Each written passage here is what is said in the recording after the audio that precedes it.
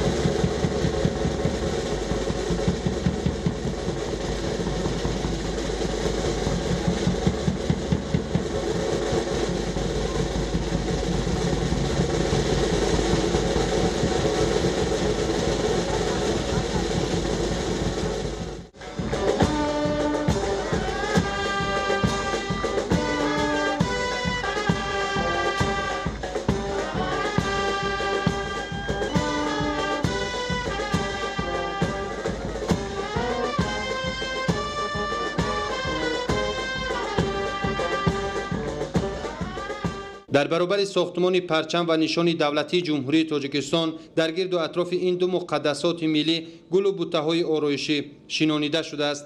اطراف انشا چراغان و آباد و زیبا کرده شده، فواره‌ها نیز ساخته شده است که از این پس جای سیر و گشت ساکنان و مهمانان ناحیه می شود.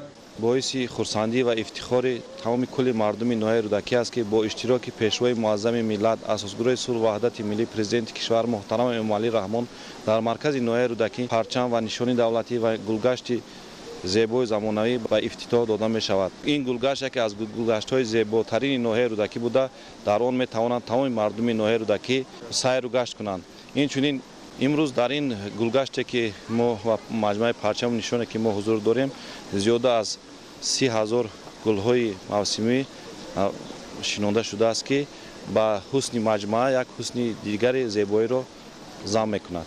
در این مجمع زیاده از 30 تا چراغ‌های زمانوی و زیاده از 40 نشستگاه‌های زمانوی نیز وصل کرده شده است. بنیاد رمزهای دولتی در دایره دستور و هدایت‌های اساسگزار صلح و وحدت ملی پیشوای ملت پرزیدنت جمهوری تاجیکستان محترم امام علی رحمان به خاطر گرامی داشت مقدسات ملی صورت گرفته است. لایحه پرچم ملی و نشان دولتی جمهوری تاجیکستان از جانب جمعیت دارای مسئولیت محدود تاج محل 2010 تهیه گردیده است. ما همچون جوانی دوران استقلالیت باید شکرانه است عزیز و محبوب کنیم که امروز ها برای ما تمام شرایط ها فراهم آورده شده است و امروز نیز در ناحیه رودکی یک گلگشت را بنیاد نمودن برای باز هم فراغت گرفتن مردم آسایشته این دیار. جواباً به غمخواری های پیشوای معظم ملتمان وعده می‌دهیم که برای باز هم زیباتر و آبادتر شدن تاجیکستان عزیزمان سهم موثر می‌گذاریم. جوانان در همه دور و زمان قوای پیشبرنده جامعه به شمار می‌روند.